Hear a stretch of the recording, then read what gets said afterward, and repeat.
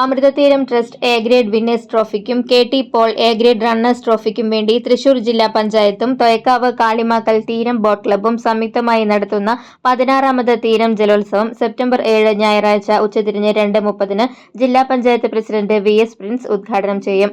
Venkitangu panchayat president Kochappan വടക്കൻ അധ്യക്ഷത വഹിക്കുന്ന യോഗത്തിൽ മുല്ലശ്ശേരി ബ്ലോക്ക് പഞ്ചായത്ത് പ്രസിഡന്റ് ലതി വേണുഗോപാൽ, ജില്ലാ പഞ്ചായത്ത് മെമ്പർ ബെന്നി ആന്റണി, മുൻ ഡി.സി.സി പ്രസിഡന്റ് ജോസ് വള്ളൂർ എന്നിവർ മുഖ്യാതിഥികളാകും. തീരം രക്ഷാധികാരി എം.എ. വാസുദേവൻ ഫ്ളാഗ് ഓഫ് ചെയ്യും. Pavaratti police station SHO Antony Joseph Netto സമ്മാനദാനം നടത്തും.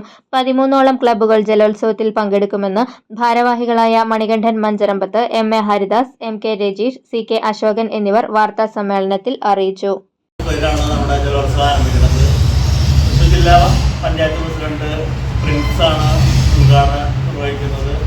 പ്രസ്തുത യോഗത്തിൽ വെങ്കിടങ്ങ് ഗ്രാമപഞ്ചായത്ത് പ്രസിഡന്റ് കൊച്ചപ്പൻ വടക്കൻ അധ്യക്ഷത വഹിക്കുന്നു.